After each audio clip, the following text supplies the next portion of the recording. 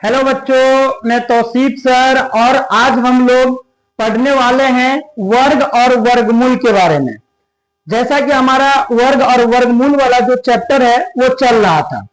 इसके पहले वाले वीडियो में हम लोगों ने देखा कि वर्ग क्या होता है, वर्ग कैसे निकाला जाता है, ठीक है। उसके बाद पूर्ण वर्ग संख्या क्या होता है, यानी वर्ग संख्या क्या होता है, इसके बारे में देखा है कि नहीं, और पूर्ण वर्ग संख्या के क्या गुण होते हैं उसको देखा। तो आज हम लोग उससे आगे की चीजों को, यानी उसके आगे का जो बात सब है उस बात को पढ़ेंगे। तो जैसा कि हम लोग का जो चैप्टर है वो चैप्टर क्या है, वर्ग और वर्गमूल। और ये वर्ग और वर्गमूल का पार्ट सेकंड हो रहा है, क्योंकि पार्ट फर्स्ट जो है वो हमने पढ़ा दिया। अब समझने की कोशिश कीजिएगा, आगे के पॉइंट को हम बताना चालू करते हैं। सबसे पहला पॉइंट ये है कि मान लीजिए यहां पे हमारे पास दो वर्ग संख्या है। एक वर्ग संख्या है 3, यानी 3 का स्क्वायर, और एक वर्ग संख्या है 4 का स्क्वायर। अब हम लोग जानते हैं कि 3 का स्क्वायर क्या होता है, 9 होता है। 3 का स्क्वायर 9 होता है, और 4 का स्क्वायर कितना होता है, 16 होता है। यानी कहने का मतलब क्या है कि दो लगातार वर्ग संख्या, जैसे दो लगातार वर्ग संख्या कहने का मतलब कि 3 और 4, ये मान लीजिए आप ले लिए 6 और 7, दो लगातार लेना, 12 और 13, जैसे 15 और 16, कोई भी दो लगातार वर्ग संख्या लीजिए और पता लगाइए कि इसके बीच में कितने अपूर्ण संख्या है। बोलिएगा नहीं समझे, समझने की कोशिश कीजिएगा। देखिए हमारे पास है एक वर्ग संख्या 9, और 9 किसका स्क्वायर होता है, 3 का स्क्वायर होता है। एक वर्ग संख्या है 4, ये किसका स्क्वायर होता है, 4 का स्क्वायर होता है। तो अब हम जानना चाहते हैं, क्योंकि हमने पहले वाले वीडियो में बता दिया था कि दो वर्ग संख्या जो होता है, यानी पूर्ण वर्ग संख्या जो होता है, उसके बीच में जितनी भी संख्या आती है, जैसे कहने का मतलब, जैसे अगर हम मान ले 9 और 16, तो 9 और 16 के बीच में, 9 और 16 के बीच में कौन कौन संख्या आएगा, 9 और 16 के बीच में कौन संख्या आएगा, 10 आएगा, 11 आएगा, 12 आएगा, 13 आएगा, 14 आएगा, 15 आएगा, है कि नहीं। तो ये 10 जो है, 11 जो है, 12 जो है, 13 जो है, 14 जो है, 15 जो है, ये सारा अपूर्ण संख्या है, यानी पूर्ण वर्ग संख्या नहीं है। तो हम कैसे पता लगाएंगे कि जैसे दो वर्ग संख्या, लेकिन दो वर्ग संख्या कैसा होना चाहिए, लगातार वाला, दो लगातार वर्ग संख्या होना चाहिए। जैसे मान लीजिए आप 36 लीजिएगा तो 49 लेना पड़ेगा, आप 64 लीजिएगा तो 81 लेना पड़ेगा, आप 225 लीजिएगा तो 256 लेना पड़ेगा, आप 361 लीजिएगा तो 4 से लेना पड़ेगा। कहने का मतलब दो लगातार वर्ग संख्या के बीच जितना भी जो नंबर है, 10, 11, 12, 13, 14, 15, जैसे हम 9 और 16 की बात करें तो ये सारा अपूर्ण संख्या है। कैसी संख्या है, अपूर्ण संख्या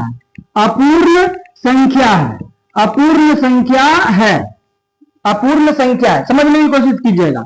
दो लगातार वर्ग संख्या हमारे पास, एक 9 है और एक 16 है। तो 9 और 16 के बीच कितने अपूर्ण संख्या होते हैं, तो ये छोटा संख्या है। तो आप पता लगा लीजिएगा कि सर एक होता है 10, एक 11 होता है, एक 12, एक 13, एक 14, एक 15, है कि नहीं। तो हमने पता लगा लिया, कितना हो गया, 1 2 3 4 5 6 आपने पता लगा लिया। लेकिन अगर बड़ी बड़ी संख्या दिया रहा है, जैसे क्वेश्चन में दे दिया जाए 237 का स्क्वायर और 238 का स्क्वायर, इसके बीच में कितने अपूर्ण संख्या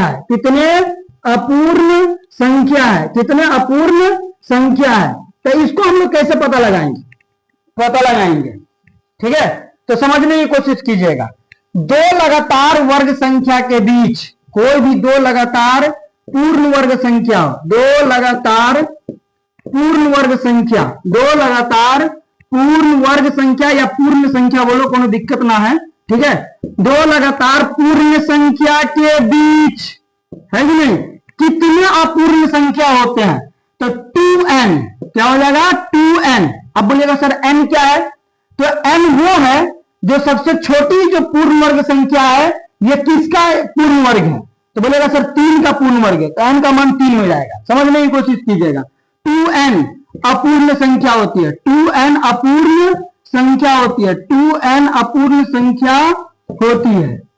जैसे एग्जाम्पल तौर पे अगर हम बात करें, जैसे हम बोलेंगे कि अच्छा बताइए 5 का स्क्वायर, ठीक है, और 6 का स्क्वायर, 5 का स्क्वायर और 6 के स्क्वायर के बीच कितने अपूर्ण संख्या है, कितने अपूर्ण संख्या है। तो इसका आंसर क्या होगा समझने की कोशिश कीजिए। यहां पर ये है n, ये क्या है n का स्क्वायर, और यहां पर ये इसको 6 को, यानी 6 को हम लोग लिख सकते हैं 5 प्लस 1, यानी 5 प्लस 1 का स्क्वायर, यानी 5 किसका वैल्यू क्या है n प्लस 1 का स्क्वायर, n प्लस 1 का स्क्वायर, यानी एक संख्या हमारा n स्क्वायर है और एक संख्या n प्लस 1 का होल स्क्वायर है।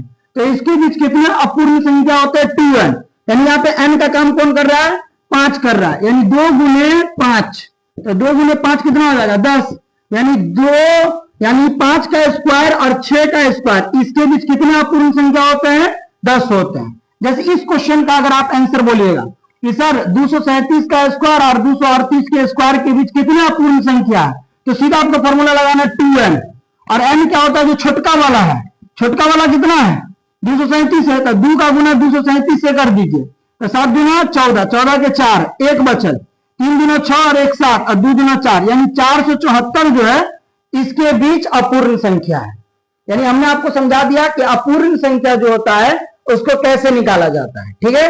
अब इसके बाद हम इसके आगे के बातों को देख लेते हैं, हम लोग आगे की चीजों को देख लेते हैं। जैसे देखिए एक पॉइंट क्या है कि आपको प्रथम n विषम संख्याओं का योग निकालना है, प्रथम n विषम संख्याओं का योग, विषम संख्याओं का योग। तो याद रखिएगा प्रथम n विषम संख्या का जो योग होता है वो होता है n स्क्वायर। क्या होता है n स्क्वायर। अब बोलेगा सर n का मतलब जितना विषम संख्या बोलेगा ना वो हो जाएगा। जैसे एग्जाम्पल तौर पर अगर बात किया जाए, ठीक है, एग्जाम्पल तौर पर बात किया जाए, जैसे यहाँ पे है 1 + 3, अब इसका हमें योग निकालना है, इसका हमें क्या निकालना है योग निकालना है। तो इसका जो हमें योग निकालना है तो क्या करना है, इस यहाँ पे कितना विषम संख्या है, तो बोलेगा सर 2 विषम संख्या। आपको कुछ नहीं करना, बस 2 का कर देना स्क्वायर। 2 का स्क्वायर कितना होता है, 2 का स्क्वायर 4 होता है, ठीक है। उसके बाद जैसे मान लीजिए 1 + 3 + 5 + 7 + 9, यहाँ पे इसका योग निकालना है। तो आपको कुछ करना नहीं है, आप बस विषम संख्या की गिनती करो 1 2 3 4 5, और आपको सीधा कर देना 5 का स्क्वायर, और 5 का स्क्वायर कितना होता है, 5 का स्क्वायर 25 होता है। 5 का स्क्वायर कितना होता है 25 होता है। जैसे अगर आपसे पूछ लिया जाए, अच्छा बताइए 1 + 3 + 5 + 7 + 9 ठीक है 11 + 13 + 15, यहां तक का योग बताइए। तो आपको सिर्फ क्या गिनना है, आपको गिनना है विषम संख्या 1 2 3 4 5 6 7 8। यहाँ पे कितनी विषम संख्या है 8 है, तो आपको 8 का स्क्वायर कर देना, और 8 का स्क्वायर कितना होता है जी, 8 का स्क्वायर 64 होता है। देखिए ना यहाँ पे 8 का स्क्वायर कितना होता है, 8 का स्क्वायर जो होता है वो 64 होता है, ठीक है ना। तो यहाँ पे हमने क्या देख लिया, प्रथम n विषम संख्या का योग कितना होता है n स्क्वायर होता है। आपको अगर प्रथम n विषम संख्या, देखो प्रथम कहने का मतलब हमें 1 से स्टार्ट करना, हर कंडीशन में कितने से स्टार्ट करना, 1 से स्टार्ट करना। तो 1 + 3, यानी यहाँ पे कितना विषम संख्या 2, तो आप 2 का स्क्वायर कर दो, 2 का स्क्वायर कितना होता है 4 होता है। यहाँ पे 1 + 3 + 5 + 7 + 9, यहाँ पे कितना विषम संख्या, यहाँ पे आप देख रहे हैं कि 5 विषम संख्या, तो यहाँ पर 5 का स्क्वायर कर दो, 5 का स्क्वायर कितना हो जाता है 25। 1 + 3 + 5 + 7 + 9 + 11 + 13 + 15, तो बताइए यहाँ पे कितना विषम संख्या है। तो यहाँ पे आपको गिनिएगा तो विषम संख्या जो मिलेगा वो 8 विषम संख्या मिलेगा। तो आपको 8 का स्क्वायर कर देना, और 8 का स्क्वायर कितना होता है जी, 8 का स्क्वायर 64 होता है, ठीक है ना। तो यहां तक हमने आपको समझाया, आगे की चीजों को देख लेते हैं। जैसे कहने का क्या मतलब है, गौर से समझते रहिएगा। बस मतलब यह है कि अगर आपके पास कोई संख्या है, जैसे आपके पास है 8, या मान लीजिए आपके पास है 15, आपके पास है 16, आपके पास है 17, आपके पास है 19, आपके पास है 20, ठीक है। तो आप एक चीज देख रहे होंगे, जैसे 8 में इकाई का अंक कौन है? 8 ही है। 17 में इकाई का अंक कौन है? 7 है। 16 में इकाई का अंक 6 है। 15 में इकाई का अंक 5 है। 14 में इकाई का अंक 4 है कि नहीं? 19 में इकाई का अंक 9 है। 18 में इकाई का अंक 8 है। 20 में इकाई का अंक 0 है। यानी आपको संख्या का पहले इकाई का अंक देखना है। तो यहां बोलिएगा सर संख्या का इकाई अंक, कोई भी संख्या है तो संख्या का इकाई अंक, संख्या का इकाई अंक, यहां पे संख्या का इकाई अंक लिख रहे हैं। इकाई अंक का मतलब अंतिम अंक। और यहां पे संख्या के वर्ग का, वर्ग मतलब क्या होता है? वर्ग का इकाई अंक। वर्ग मतलब होता है स्क्वायर करके उसका क्या देखना है? इकाई अंक देखना है। समझने की कोशिश कीजिएगा। आप एक चीज यहां पे देखिए, एक चीज यहां पे देखिए, जैसे मान लीजिए कोई संख्या है, कोई क्या है? संख्या है, और उस संख्या का इकाई अंक जो है, उस संख्या का जो इकाई अंक है, उस संख्या का जो इकाई अंक है 1 है। क्या है? 1 है। चलिए, अगर संख्या का इकाई अंक 1 है तो उसके वर्ग का, यानी उसका वर्ग किए तो 1 आया, तो इसका भी इकाई अंक 1 है। अब जहां जहां 1 वहां देखिए, जैसे यहां पे 11 है, 11 का इकाई अंक कितना है? 1 है। इसका मतलब इसके वर्ग का इकाई अंक कितना है? 1 है। जैसे देखिए 11 का स्क्वायर किया 121 आया, और 121 में इसका इकाई का अंक कितना है? इसका इकाई का अंक जो है वो 1 है। ठीक है। उसी तरीका से अगर आपको पता होगा 21 का स्क्वायर, तो 21 का स्क्वायर होता है 441, तो इस संख्या के इकाई का अंक कितना है? 1 है। तो इसका वर्ग किया तो इसका वर्ग आया 441, इसका भी इकाई अंक कितना है? 1 है। कहने का मतलब कि अगर कोई संख्या के इकाई का अंक होगा 1, इकाई का अंक होगा 1, तो उसके संख्या के वर्ग का इकाई अंक, यानी उसका वर्ग करेंगे और तो उसका भी इकाई अंक कितना आएगा? 1 ही आएगा। अगर कोई संख्या के इकाई का अंक 1 है तो उसके वर्ग का इकाई अंक कितना आएगा? 1 ही आएगा। अगर हम बात करें कोई संख्या है उसके इकाई का अंक 0 है, अगर कोई संख्या है उसके इकाई का अंक कितना है? 0 है। जैसे यहां देखो 10, तो 10 जो है उसके इकाई का अंक कितना है? 0, तो उसका वर्ग किया तो 100 आया, उसका भी इकाई का अंक कितना है? 0 है। जैसे यहां पर है 20, तो इकाई का अंक कितना है? 0, तो उसका वर्ग किया 400 आया, उसके भी इकाई का अंक 0। यानी अगर कोई संख्या के इकाई का अंक 0 होगा, समझे, तो उसके वर्ग के इकाई का अंक कितना होगा? 0 होगा। यानी संख्या के इकाई का अंक 0 तो वर्ग के इकाई का अंक 0। अगर संख्या के इकाई का अंक 1 तो वर्ग के इकाई का अंक 1। चेंज नहीं हो रहा है। देखिए जो या इधर है वही उधर है। अगर आप बात करें 5 की, अगर इकाई का अंक मतलब कोई संख्या है, जैसे संख्या 5 है तो उसकी इकाई का अंक 5 है, तो उसके वर्ग करो तो 5 का स्क्वायर 25, उसका भी इकाई अंक कितना है? 5 ही है। अगर अगला बात करें, जैसे हम 15 की बात करते हैं, तो 15 के इकाई का अंक कितना है? 5, तो उसका वर्ग किया तो उसके भी वर्ग के भी इकाई का अंक कितना है? 5। अगर आपको याद होगा 25 का स्क्वायर, तो 25 का स्क्वायर जो होता है ये 625 होता है। तो अगर 25 के इकाई का अंक 5 है तो उसका वर्ग जो होता है वो 625 होता है, तो उसके भी इकाई का अंक 5 होता है। कहने का मतलब यह है कि अगर संख्या के इकाई का अंक 5 तो उसके वर्ग के इकाई का अंक 5, यानी ये कभी चेंज नहीं होगा। संख्या कुछ भी हो, तो अगर उसके इकाई का अंक 5 है तो उसके वर्ग की इकाई का भी अंक 5 ही होगा। अगर आप बात करें 6 की, किसकी बात करें? 6 की। अगर संख्या के इकाई का अंक 6 तो उसके वर्ग के इकाई का अंक 6। अगर देखो यहां पे हो गया 6, 16 में देखो, अगर संख्या के इकाई का अंक 6 तो उसके वर्ग के इकाई का अंक 6। अगर आप 26 का स्क्वायर जानते हैं, 26 का स्क्वायर क्या होता है? 676 होता है। तो देखिए 26 एक संख्या है और उसके वर्ग के उसका इकाई अंक 6 है, तो उसके वर्ग का इकाई भी अंक कितना हो जाएगा? 6 हो जाएगा, है कि नहीं? तो अगर संख्या के इकाई का अंक 6 है तो उसके वर्ग के इकाई का अंक कितना होता है? 6 होता है। यानी अगर संख्या के इकाई का अंक 0 तो उसके वर्ग के इकाई का अंक 0। अगर संख्या के इकाई का अंक 1 तो वर्ग के इकाई का अंक 1। अगर 5 तो 5, अगर 6 तो 6।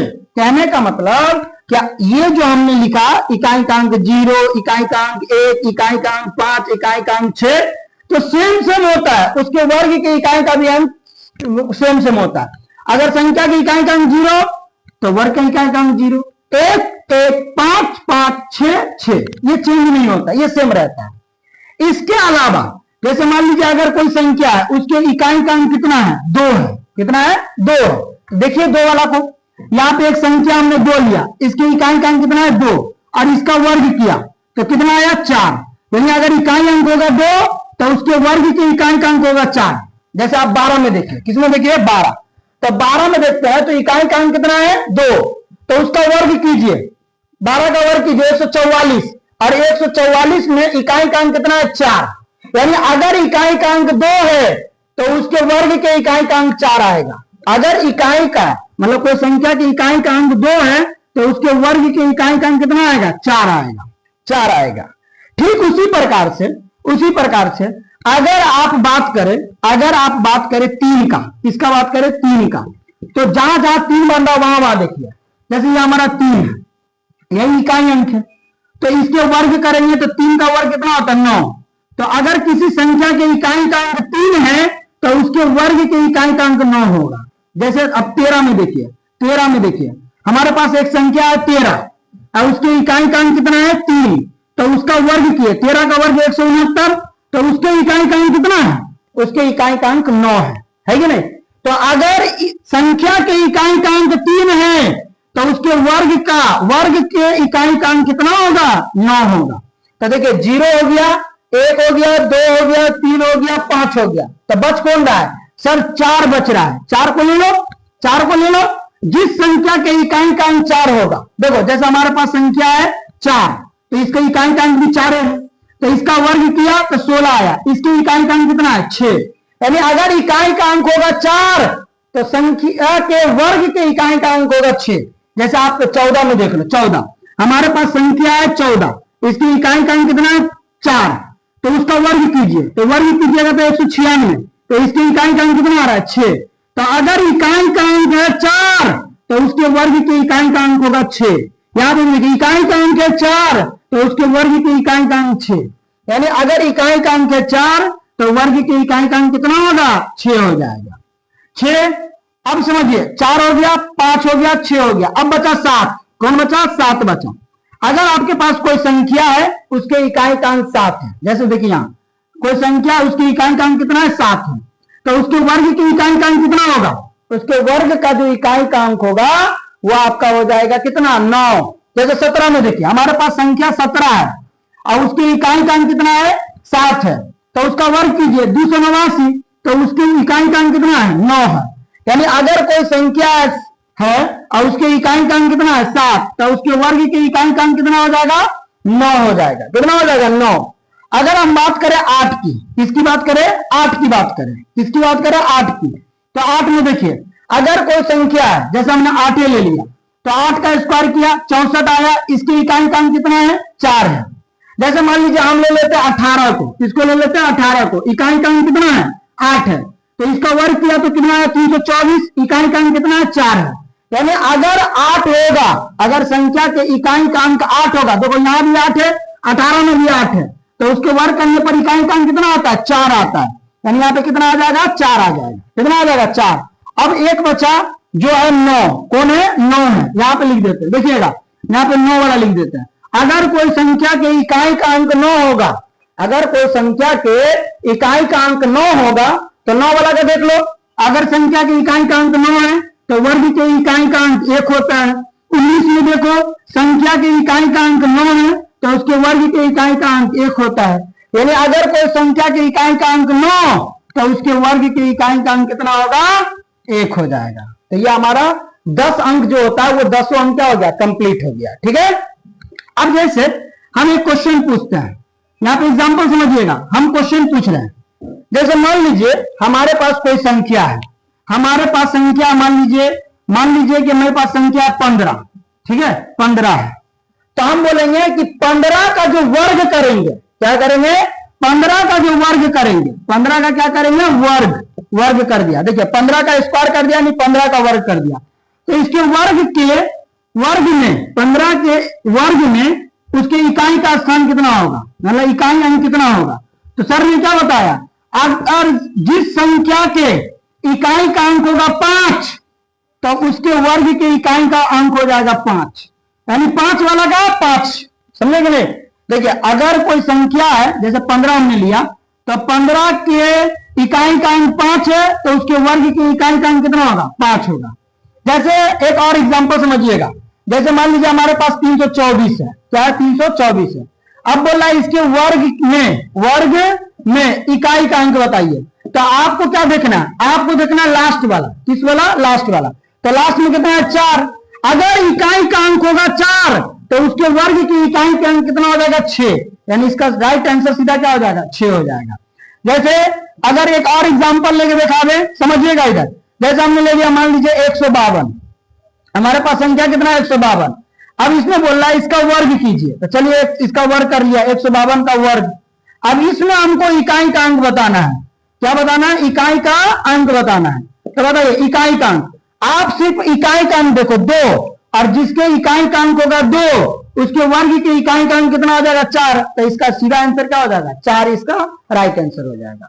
उसी तरीका से अगर आपसे क्वेश्चन पूछा जाए, तो अच्छा बताइए कि 316 एक संख्या है। 316 क्या है? एक संख्या है। अब इसका हमें करना है वर्ग, तो वर्ग कर दिया, चलो वर्ग कर दिया। अब इसमें इकाई का अंक बताओ, इसमें क्या बताओ? इकाई का अंक बताओ। तो इसमें इकाई का अंक बताइए, तो बोलेगा सर इसके इकाई का अंक 6 है, और आप ही तो बताए हैं कि जिस संख्या के इकाई का अंक 6 होगा उसके वर्ग के इकाई का अंक 6 होगा। इसका राइट आंसर क्या हो जाएगा? 6 हो जाएगा।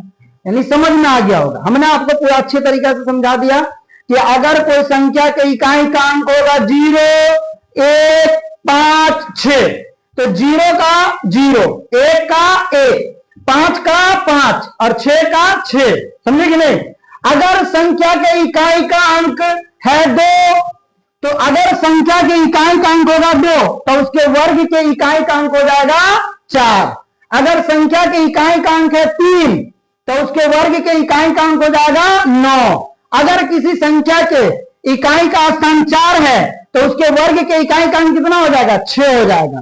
अगर किसी संख्या के इकाई का अंक 7 है तो उसके वर्ग के इकाई का अंक 9 हो जाएगा। अगर 8 है तो 4 हो जाएगा, अगर 9 है तो 1 हो जाएगा। आप इस चीज को समझ गए होंगे, ठीक है? अब हम लोग क्या करते हैं? पाइथागोरस ट्रिक को समझने का प्रयास करते हैं, ठीक है? समझिएगा इधर हम लोग के पास यहां पर अगला टॉपिक जो है ये है पाइथागोरस ट्रिक। इंग्लिश में बोलते हैं पाइथागोरियन ट्रिपलेट्स। देखो ट्रिक का मतलब क्या होता है? ट्रिक का मतलब क्या होता है? ट्रिक मतलब होता है 3। ट्रिक मतलब क्या होता है? 3। यानी यहां पे आपको 3 संख्या लेना है। क्या लेना है? 3 संख्या लेना है। अब आप यहां पे कोई भी 3 संख्या ले सकते हैं। अगर इसको हम थोड़ा अच्छे वे से समझाएं तो समझने की कोशिश कीजिएगा। यहां पर जो आपका दिख रहा है पाइथागोरस, क्या दिख रहा है? पाइथागोरस। तो पाइथागोरस जो है वो एक मतलब गणितज्ञ थे, मतलब गणित में वो महान महारत हासिल किए हुए थे, ठीक है? तो पाइथागोरस आपके ये हो गए। अब इसका एक प्रमेय आता है जिस प्रमेय का नाम है पाइथागोरस प्रमेय। क्या नाम है? पाइथागोरस प्रमेय। तो पाइथागोरस प्रमेय जो है ये जो लागू होता है ये स्पेशल लागू होता है समकोण त्रिभुज में। किस त्रिभुज में लागू होता है? समकोण त्रिभुज में। आप बोलेगा सर समकोण त्रिभुज क्या होता है? तो देखो समकोण त्रिभुज यही समकोण त्रिभुज है। कौन त्रिभुज है? समकोण त्रिभुज। बोलेगा सर समकोण त्रिभुज का परिभाषा क्या है? तो समकोण त्रिभुज जो होता है जिस त्रिभुज की एक कोण कितना डिग्री हो? 90 डिग्री हो। जिस त्रिभुज का एक कोण कितना डिग्री हो? 90 डिग्री हो, उसे हम लोग क्या बोलेंगे? समकोण त्रिभुज। तो यहां पर 90 डिग्री के सामने वाला जो भुजा होता है, जैसे अगर हम त्रिभुज के बारे में तो हम लोग जानते ही है, नाम नहीं बुलाइएगा, समझे कि नहीं? आप त्रिभुज के बारे में जानते हैं। त्रिभुज में 3 भुजा होता है और 3 कोण होता है। यहां पे भुजा बोलिएगा ए बी, बी सी, ए सी, और यहां पे कोण हो गया ए बी और सी, ये कोण हो गया, ठीक है? तो यहां पे 90 डिग्री के सामने वाला जो भी होगा उसको बोलते हैं कर्ण, और कर्ण को दिखाते हैं एच से। किससे दिखाते हैं? एच से। अब बचा कितना भुजा? 2 भुजा। तो एक भुजा को बोलते हैं लंब। क्या बोलते हैं? लंब। और लंब को दिखाते हैं पी से। और एक भुजा आता है आधार जिसको दिखाते हैं बी से। तो समझिएगा पाइथागोरस पर में क्या बोलता है, पाइथागोरस महोदय क्या बोलते हैं, वो बोलता है कि समकोण त्रिभुज में कर्ण का जो वर्ग होता है, कर्ण का जो वर्ग होता है वो जो अन्य द्विभुजा होता है लंब और आधार, तो लंब के स्क्वायर प्लस आधार के स्क्वायर के बराबर होता है। मतलब समकोण त्रिभुज में कर्ण का वर्ग मतलब जैसे समकोण त्रिभुज की सबसे बड़ी भुजा कर्ण होती है, यानी तीन भुजा होती है ना, तो उस तीन भुजा में सबसे बड़ी भुजा कौन होता है, कर्ण होता है। तो बोलता है कर्ण अकेले रहेगा और दो जो भुजा बचेगा वो दोनों साथ में रहेगा और दोनों का होगा स्क्वायर, और फिर लास्ट में जाकर दोनों को क्या करेंगे, जोड़ देंगे। इसी को बोलते हैं पाइथागोरस प्रमेय। अगर इसको हम इंग्लिश वाला भाषा में लिखे तो कर्ण को दिखाते हैं h से h का स्क्वायर बराबर लंब को दिखाते हैं p से तो p का स्क्वायर और प्लस आधार को दिखाते हैं b से तो b का स्क्वायर हो जाता है, ठीक है ना, आधार का b का स्क्वायर हो जाता है। तो उसी तरीके से यहाँ पे जो हम लोग का टॉपिक है वो है पाइथागोरस त्रिक। तो पाइथागोरस त्रिक में क्या बोला, आपके पास कितनी संख्या होनी चाहिए, तीन संख्या।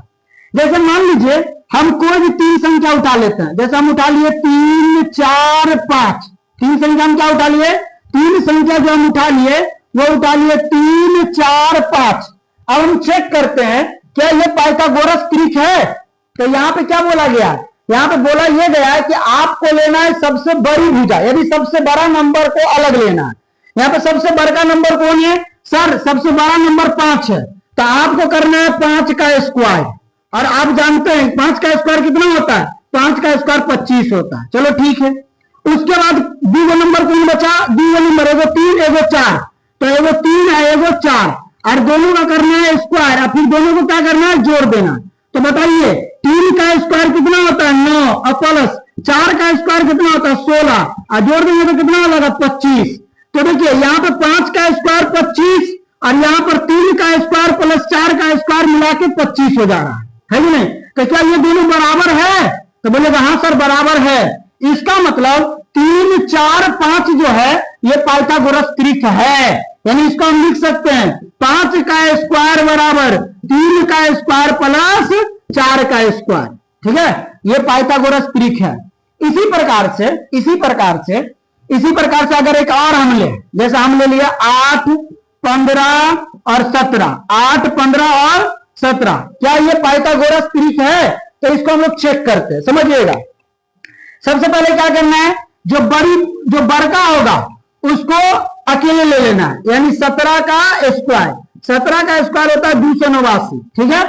अब उसके अलावा कौन बचा, 8 बचा और 15 बचा, तो 8 का स्क्वायर प्लस 15 का स्क्वायर, 8 का स्क्वायर कितना होता है 64 होता है और 15 का स्क्वायर 225 हो जाता है। अगर दोनों को जोड़ेंगे तो देखो 5 और 4 मिला के 9, 2 और 6 मिला के 8 और 2 तो 2 यानी 289। क्या ये दोनों बराबर है, तो बोलेगा हाँ सर दोनों बराबर है। इसका मतलब ये हुआ कि 8 15 जो है 8 15 17 जो है ये आपका ट्रिपलेट का काम करता है। 8 15 17 जो है ये आपका ट्रिपलेट का काम कर रहा है। कौन ट्रिपलेट, पाइथागोरस ट्रिपलेट। यहां तक आपको समझ में आ जानी चाहिए। इसके लिए एक रूप दिया गया है, वो रूप क्या है, वो रूप ये है कि m स्क्वायर, ठीक है, -1 फिर 2m और m square plus 1, m square plus 1 यानी m स्क्वायर -1, m स्क्वायर -1 और 2m और m स्क्वायर प्लस 1। ये जो होता है ये तीन ऐसा नंबर है जो पाइथागोरस त्रिक को फॉलो करता है। किसको फॉलो करता है, पाइथागोरस जो त्रिक है, पाइथागोरस त्रिक को फॉलो करता है, ये करता है। यहां पे अगर आप m का मान कुछ भी ले ले तो इससे एक पाइथागोरस त्रिक बन जाएगा, ठीक है, समझिएगा। जैसे मान लीजिए हम m की जगह पे ले लेते हैं, m की जगह पे ले लेते हैं 3, m की जगह पे कितना ले लेते हैं, m की जगह पे 3 ले लेते हैं। तो यहां पे अगर आप m का मान रखिएगा यानी 3 का स्क्वायर -1, तो 3 का स्क्वायर 9 -1 बराबर कितना हो जाएगा 8। अगर यहाँ पे m का मान 3 रखिएगा तो m का मान 2 गुने 3 यानी मिला के हो जाएगा 6। और यहाँ पे अगर आप m का मान 3 रखिएगा तो 3 का स्क्वायर प्लस 1 तो 3 का स्क्वायर कितना हो जाएगा 9 और प्लस 1 मिला के कितना हो जाएगा 10। तो यहां पे फिर एक ट्रिपलेट बन गया क्या 6 8 10 6 8 10 6 8 10। ये 6 8 10 जो है ये आपका एक पाइथागोरस ट्रिक है। ठीक है, अगर हम आपको एक समझो ट्रिक टाइप से आपको ट्रिपलेट याद करने का सिखा देते हैं। देखिए आप याद रखिएगा कि 3 4 और 5 कहने का क्या मतलब है, इसको मान लेते हैं ये P है और ये B है और ये H है। अब PVH क्या होता है यहां पे हम समझा दिए। P का मतलब होता है लंब, B का मतलब होता है आधार और H का मतलब होता है कर्ल। ठीक है, तो यहां पे P का मान कितना है 3 है, B का मान कितना है 4 है और H का मान कितना है 5 है। तो अगर ये आपका ट्रिपलेट है, ठीक है, तो इसको आप दुगुना कीजिए। दुगुना करने का मतलब यह है कि अगर आप दुगुना करते हैं तो सभी को दुगुना कीजिएगा, सभी को। अगर आप 3 गुना करते हैं तो सभी को 3 गुना कीजिएगा, 4 गुना करते हैं सभी को 4 गुना कीजिएगा। तो बताइए 3 का 2 गुना कीजिए तो 3 गुना 6, 4 गुना 8, 5 गुना 10। ये भी एक ट्रिपलेट का काम करता है। अगर फिर से इसको गुना करो 3 तिया 9, 3 चौके 12, 3 पंचे 15 यानी 9 12 15। ये भी एक ट्रिपलेट का काम करता है। अगर 4 से गुना करें 3 चौके 12, 4 चौके 16, 5 चौके 20। ये भी एक ट्रिपलेट का काम करता है। ठीक है, तो यहां पे देखिए हमने बहुत सारा ट्रिपलेट आपको बता दिया। 6 8 10, ठीक है, 6 8 10, यहां पे बताया 8 15 17, यहां पे बताया 3 4 5 6 8 10 9 12 15 12 16 20। ये आपका सारा ट्रिपलेट वाला टॉपिक। हम लोग क्या करते हैं वर्ग निकालना सीखते हैं। क्या सीखते हैं वर्ग निकालना, समझिएगा। जैसे हम लोग का टॉपिक हो गया वर्ग निकालना। वर्ग निकालना यानी वर्ग ज्ञात करना, वर्ग निकालना यानी स्क्वायर निकालना। ठीक है, वर्ग निकालना। वर्ग कैसे निकाला जाता है समझिएगा। क्या आप जानते हैं a प्लस बी का होल स्क्वायर? जानते हैं तो समझिए इधर a प्लस बी का स्क्वायर क्या होता है। a प्लस बी का होल स्क्वायर। यहां पर a प्लस बी का जो होल स्क्वायर होता है ये होता है a तो a का स्क्वायर, b तो b का स्क्वायर, अब प्लस यहां पे कितनी संख्या है 2 तो 2 और दोनों को a भी यानी सटा के ले लेना है। ठीक है, ये इसका फॉर्मूला हो गया। अब इसी प्रकार से अगर आपसे बोला जाए, अगर आपको बोला जाए अच्छा बताइए 27 का स्क्वायर कितना होगा। किसका स्क्वायर 27 का स्क्वायर। 27 का स्क्वायर हमें निकालना है। तो आपको क्या करना है, आपको 27 को 2 टुकड़ा में बांट लेना है। ऐसे बांट लेना है कि जोड़ने या घटाने जो है वो उतना आ जाना चाहिए। ठीक है, उसके बाद ऐसे में तोड़ना जिसके लास्ट में 0 आता हो। कहने का मतलब जैसे 10 लास्ट में 0 है, 20 लास्ट में 0 है, 30 लास्ट में 0 है, 40 लास्ट में 0 है, 50 लास्ट में 0, 100 लास्ट में 0। ऐसे में तोड़ना, क्योंकि आपको 1 से लेकर के 20 तक का जो स्क्वायर है वो आपको याद है, तो आप क्या कर सकते हैं आसानी से बना सकते हैं।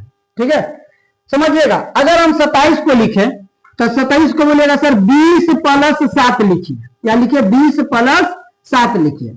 तो 27 को लिख दिया 20 प्लस 7 और यहां पर स्क्वायर है तो यहां पे भी स्क्वायर दे दिया।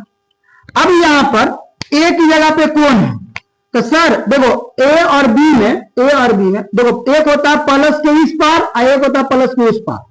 यानी प्लस और माइनस जो होता है, प्लस और माइनस जो होता है ये काम करता है बाउंड्री का। किसका काम करता है, बाउंड्री का काम करता है। आपको पता होगा जैसे मान लीजिए हम लोग जिस देश में रहते हैं वो भारत देश है, और अगर कोई बॉर्डर पास करता है तो उससे क्या होता है, उससे अगला देश आ जाता है।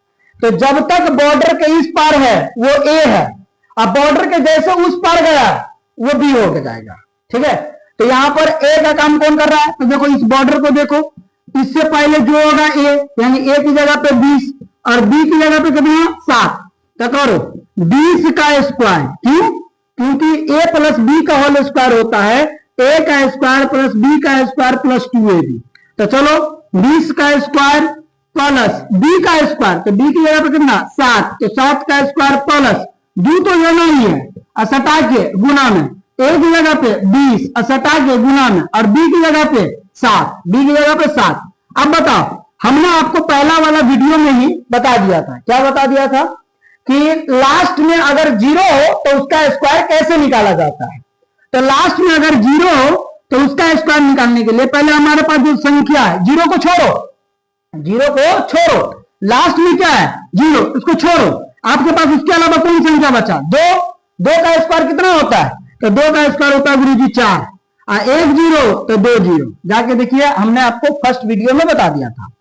प्लस 7 का स्क्वायर 49, अब प्लस यहाँ पे इन दो तीनों को क्या करना है, गुना, तो गुना करिए, पहले आपको 2 का गुना करना है 20 से, अब फिर जितना है उसका गुना करना है 7 से। अब गुना करने का आसान तरीका क्या है कि आप जीरो को भूल जाओ,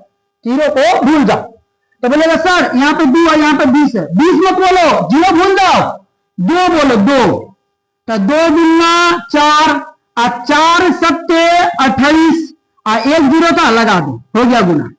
अब सर को क्या करना है, जोड़ देना, तो जोड़ने के लिए जैसे ये 400 है, ये क्या है 400, ये क्या है 49 और वो क्या है 280, तो जोड़ो 0 9 0 9 4 8 12 12 के 2 1 4 2 6 और 1 7 यानी 729, यानी 27 का जो स्क्वायर हो जाएगा वो 729 हो जाएगा।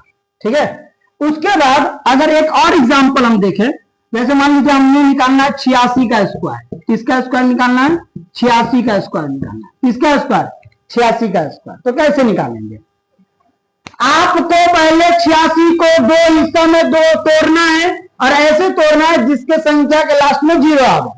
तो बोलेगा सर आप इसको क्या कीजिए, आप इसको ना, इसको आप क्या कीजिए 80 प्लस 6 लिख दीजिए, 80 प्लस 6 लिख दीजिए, तो चलिए 80 प्लस 6 लिख दिया, हो गया 86, और स्क्वायर है तो स्क्वायर भी लगा दिया। अब यहाँ पर प्लस के पहले वाला को बोलते हैं ए और प्लस के बाद वाला को बोलते हैं बी, तो यहाँ पे हो गया ए प्लस बी का होल स्क्वायर, तो ए का स्क्वायर, क्योंकि ए प्लस बी का होल स्क्वायर होता है ए का स्क्वायर प्लस बी का स्क्वायर प्लस 2 होगी, यानी यहाँ पे हो जाएगा 80 का स्क्वायर, बी की जगह पे 6 का स्क्वायर और प्लस 2 गुने ए की जगह पे 80 गुने 6, कोई दिक्कत नहीं, दिक्कत। अब लास्ट में अगर जीरो हो तो उसका वर्ग कैसे निकाला जाता है ये हमने आपको सिखा दिया फर्स्ट वाले वीडियो में। ठीक है, तो बताइए 8 का स्क्वायर हो जाएगा 64 और 1 जीरो तो 2 जीरो, प्लस 6 का स्क्वायर 36 प्लस, अभी सबको क्या करेंगे गुना, तो गुना भी हमने आपको बताया कि आप जीरो को क्या कीजिए, भुला दीजिए, जीरो को भुला दो, जीरो भूल गया, तो 2 का गुना करना है 8 से, 2 का गुना करना है 8 से, तो 2 अट्ठे कितना हो जाएगा, 2 अट्ठे 16, अब फिर इस 16 का गुना करना है 6 से, 16 का गुना करना है 6 से, तो कितना हो जाएगा 16 छक्के कितना हो जाएगा 112 हो जाएगा, और जीरो तो जीरो। अब सबको क्या करना है, जोड़ देना, जोड़ो, यहाँ पे हो जाएगा 6400, यहाँ पे 36 और यहाँ पे हो जाएगा आपका 11 20। ठीक है, तो ये हो जाएगा 6, ये हो जाएगा 5 3 5 4 1 5 और ये हो जाएगा 7, यानी 75 56 जो हो जाएगा 75 56 जो हो जाएगा इसका राइट आंसर हो जाएगा। ठीक है, तो ये हमने आपको समझा दिया कि वर्ग कैसे निकाला जाता है। आप एक क्वेश्चन का जवाब दीजिएगा, ठीक है, इस सवाल का जवाब दीजिएगा कि 97 का स्क्वायर जो होता है वो कितना होगा, इसका जवाब आप कमेंट बॉक्स में दीजिएगा। ठीक है, अब इसके बाद हम इससे आगे की चीजों को, यानी वर्गमूल क्या होता है, वर्गमूल निकालना सिखा देते हैं। ठीक, हम लोग वर्गमूल के बारे में जान लेते हैं कि वर्गमूल होता क्या है। अच्छा ये बताइए कि जैसे प्लस का उल्टा क्या होता है, तो बोलेगा सर प्लस का उल्टा माइनस होता है, चलो ठीक है, प्लस का उल्टा माइनस होता है, माइनस का उल्टा प्लस होता है, गुना का भाग होता है, भाग का गुना होता है। ठीक उसी प्रकार वर्गमूल जो होता है ये वर्ग का उल्टा होता है, वर्ग का उल्टा होता है, विपरीत होता है। क्या होता है, विपरीत होता है, समझिएगा। देखो वर्गमूल, वर्गमूल यानी वर्ग का मूल, तो इसको दिखाया जाता है, देखिए इधर समझिएगा, इसको बोला जाता है रूट। क्या बोला जाता है, रूट बोला जाता है। इसको क्या बोला जाता है, इसको रूट बोला जाता है। क्या बोला जाता है, रूट बोला जाता है। और यहां पर हमेशा लगा रहता है 2। क्या लगा रहता है, 2। इस 2 का मतलब क्या है, समझने की कोशिश कीजिएगा। इस 2 का मतलब होता क्या है, इस दो का मतलब ये होता है कि अंदर में एक जैसा बीज हो तब बाहर में एक हो। इस चीज को आप पहले नोट कर लीजिए, याद कर लीजिए। अंदर में एक जैसा दूध हो तब बाहर में आएगा एक हो, ये बात। अच्छा, कभी कभी दूध लिखल रहता है, नहीं तो दूध जो है ये छुपा रुस्तम है। अगर दूध ना लिखल है तो हम फिर भी समझेंगे कि यहां पर कितना है, दो है। कितना है, दो है। अब इसका क्या मतलब है, जैसे मान लीजिए हमारे पास x कोई संख्या है और इसका हमें निकालना है वर्गमूल। क्या निकालना है, वर्गमूल निकालना है। तो इसका यह मतलब होता है कि आप एक ऐसा संख्या सोचिए जिसका वर्ग जो होता हो x होता हो, जिसका वर्ग जो होता हो x होता हो। ठीक है, यानी यहां पे आपको क्या करना है, तो सर हमें x का वर्गमूल निकालना है। इसको क्या पढ़ेंगे, सुनो, इसको क्या पढ़ेंगे, सुनो, इसको पढ़ेंगे x का वर्गमूल। x का वर्गमूल यानी हमारे पास एक संख्या है जिसका नाम है x, जिसका नाम है x, और इस x का हमें निकालना है वर्गमूल। क्या निकालना है, वर्गमूल निकालना है। क्या निकालना है, वर्गमूल। तो हमें एक ऐसा संख्या सोचना है जिसका वर्ग जो हो x आता हो। कितना आता हो, x आता हो। और यहां पे दो का मतलब हमने आपको स्टार्टिंग में बता दिया कि अंदर में एक जैसा दो गो तब बाहर में एक गो।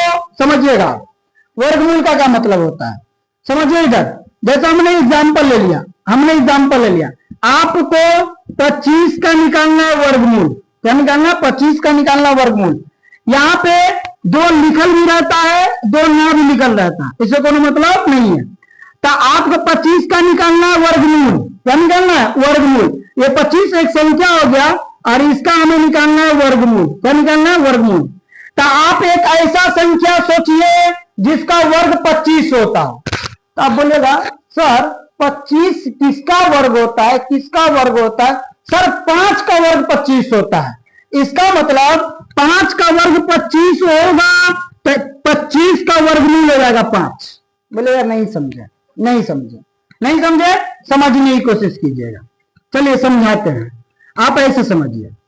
क्या हम 25 को 5 गुने 5 लिख सकते हैं, लिख सकते हैं। और यहां पर कुछ ना तो दो, और सर ने क्या बोला, सर ने बोला कि अंदर में एक जैसा गो तो बाहर में एक गो। आप 25 का वर्गमूल निकाले, कितना आया, 5, और 5 का वर्ग कीजिए, कितना आएगा, 25। तो अभी हमने बोला कि वर्ग का उल्टा वर्गमूल और वर्गमूल का उल्टा वर्ग। तो आपको एक ऐसा संख्या सोचना है जिसका वर्ग कितना हो, 25। तो हमने क्या सोचा, 5। 5 का जब वर्ग करते हैं तो 25 हो जाता है, तो 25 का वर्गमूल कितना हो जाएगा, 5 हो जाएगा। ठीक है, समझिएगा। इधर जैसे मान लीजिए यहां पर लिखल है √64। क्या लिखल है, 64 लिखल है। 64 का क्या मतलब है कि आपको एक ऐसी संख्या सोचना है जिसका वर्ग कितना होता हो, 64 होता है। तो बताइए, तो ऐसा कौन सा संख्या है जिसका स्क्वायर करते हैं तो 64 आता है। तो आप बोलेगा सर ऐसा कौन सा संख्या है, कौन सा संख्या है, सर हाँ 8 का स्क्वायर 64 होता है। इसका मतलब 64 जो होगा उसका वर्गमूल 8 हो जाएगा। तो 64 का वर्गमूल कितना हो जाएगा, 8 हो जाएगा। कितना हो जाएगा, 8 हो जाएगा। ठीक है, तो हम क्या करते हैं, हम 1 से लेकर के 20 तक, यानी कहने का मतलब जैसे हमने 1 से लेकर के 20 तक का स्क्वायर याद किया, उसी प्रकार उसका उल्टा करके हम उसका वर्गमूल भी याद कर लेते हैं। समझिए इधर ऐसे अगर आपसे पूछ लिया जाए कि अच्छा बताइए 1 का वर्गमूल कितना होता है, इसको याद रखिएगा, याद रखे, क्या रखे, याद रखे, याद रखे। 1 का वर्गमूल 1, क्योंकि 1 का स्क्वायर करते हैं तो 1 आता है। 1 का स्क्वायर करेंगे 1 आएगा, इसका मतलब 1 का वर्गमूल 1 होता है। 4 का वर्गमूल तो 4 का वर्गमूल 2 होता है, क्योंकि 4 किसका वर्ग है, 2 का। अगर आप 2 का स्क्वायर कीजिए तो कितना आएगा, 4। इसका मतलब 4 का वर्गमूल कौन होगा, 2 होगा। कौन होगा, 2। उसी प्रकार अगर आप 9 का वर्गमूल निकाले तो 9 का वर्गमूल 3 होता है, क्योंकि 3 का स्क्वायर करेंगे तो कितना आएगा, 9। अगला 16 का वर्गमूल 4, 16 का वर्गमूल 4। देखो आपको स्क्वायर याद है तो वर्गमूल निकालना आसान है। ठीक है, अगर होता है 25 का वर्गमूल, तो 25 का वर्गमूल कितना हो जाएगा 5, क्योंकि 5 का स्क्वायर करेंगे तो 25 हो जाएगा। 36 का वर्गमूल, तो 36 का वर्गमूल 6, क्योंकि 6 का स्क्वायर करेंगे तो कितना आ जाएगा 36 आ जाएगा। उसके बाद 49 का वर्गमूल, किसका वर्गमूल 49 का, तो 49 का वर्गमूल 7, 64 का वर्गमूल, तो 64 का वर्गमूल 8, उसके बाद 81 का वर्गमूल, 81 का वर्गमूल 9, 100 का वर्गमूल, तो 100 का वर्गमूल 10, 121 का वर्गमूल, तो 121 किसका स्क्वायर होता है 11 का स्क्वायर होता है, इसलिए 121 का वर्गमूल 11 हो जाएगा। 144 का वर्गमूल, तो 144 किसका स्क्वायर होता है 12 का स्क्वायर होता है, इसलिए 144 का वर्गमूल 12 हो जाएगा। उसके बाद 169 का वर्गमूल 13 होता है, 196 का वर्गमूल 14 होता है, 225 का वर्गमूल, 225 किसका स्क्वायर होता है 15 का स्क्वायर होता है। 256 का वर्गमूल कितना होगा 16 होगा। 289 का वर्गमूल कितना होगा 17 होगा, क्योंकि आपने याद किया होगा कि 17 का जो स्क्वायर होता है वो 289 होता है, तो 289 का वर्गमूल कितना होगा 17 होगा। उसके बाद 324 का वर्गमूल, तो 324 का वर्गमूल 18 हो जाता है। उसके बाद अगर हम बोले याद करने के लिए, तो आपको याद करना है 361 का वर्गमूल। 361 का वर्गमूल कितना होता है 19 होता है, और 400 का वर्गमूल कितना होता है तो 20 होता है। तो आपको 1 से लेकर के 20 तक का स्क्वायर याद रहनी चाहिए।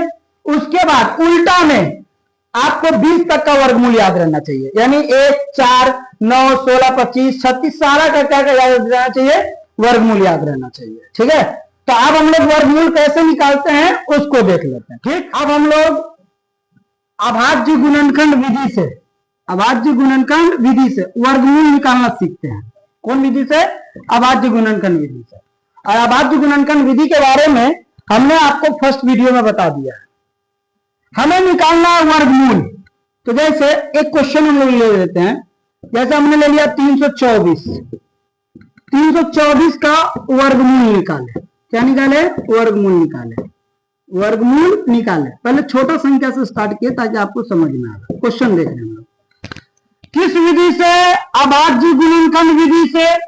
तो सबसे पहले हम लोग क्या करेंगे 324 का अभाज्य गुणनखंड कर लेंगे।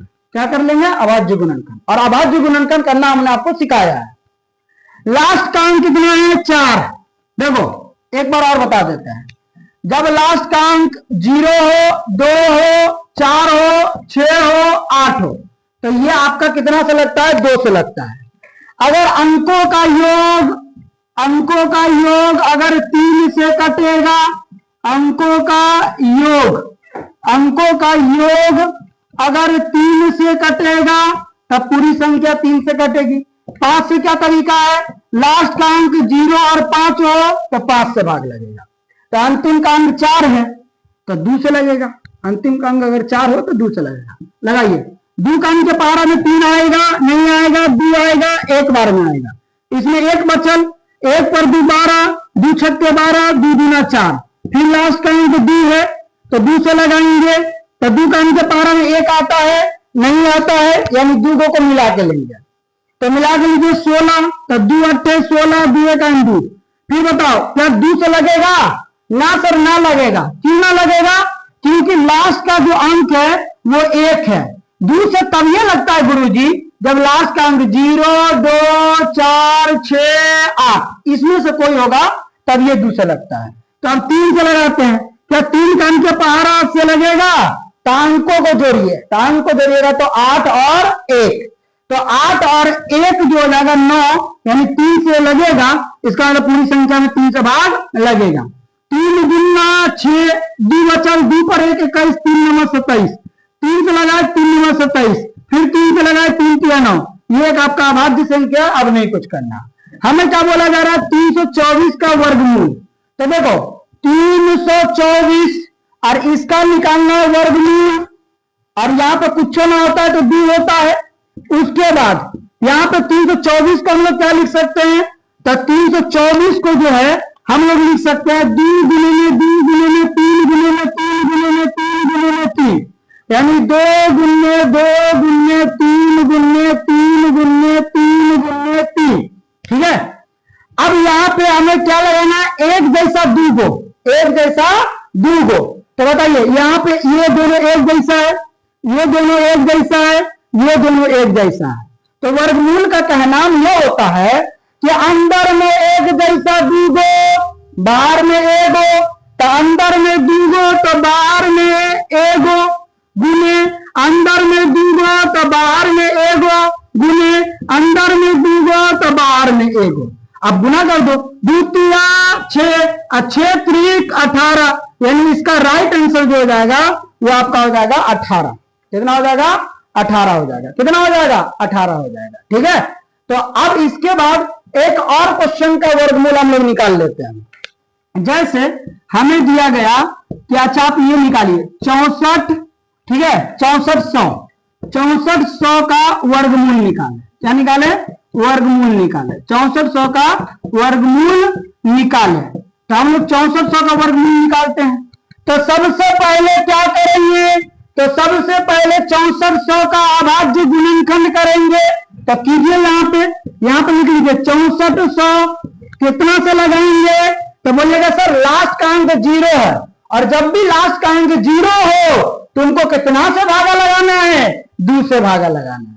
तो लगाइए 2 से, तो 2 का अंक के पहाड़ा में 6 आएगा, 3 बार में 4 आएगा, 2 बार में 0 तो 0, 0 तो 0, फिर लास्ट का अंक 0 है, फिर 2 से लगाएंगे, 2 का अंक 2, क्योंकि 3 तो आएगा नहीं, 2 दूना 4, ज्यादा आ जाएगा, ज्यादा वाला को लेना नहीं है, यह हमने आपको अभाज्य गुणनखंड में बता दिया है। ठीक है, फिर एक बचल, 1 पर 2 12, 2 छक्के 12, 0 तो 0, 0 तो 0, फिर लास्ट का अंक 0 है, फिर 2 से लगेगा, 2 का अंक के पहाड़ा में 1 ना आएगा, तो 2 को मिला के लेंगे, तो 16, 2 8 16, 0 तो 0, 0 तो 0, फिर 2 से लगाएंगे क्योंकि लास्ट का अंक 0 है, तो 2 चौके 8, 0 तो 0, 0 तो 0, फिर 2 से लगाएंगे, 2 दूना 4, 0 तो 0, 0 तो 0, फिर 2 से लगाएंगे, 2 का अंक 0 तो 0, 0 तो 0, फिर 2 से लगाएंगे, 2 का अंक के पहाड़ा में 1 आएगा, नहीं आएगा, 2 को मिला के लो 10, 2 का अंक के पहाड़ा में 10, 5 बार में 0 तो 0, फिर 2 से लगाएंगे,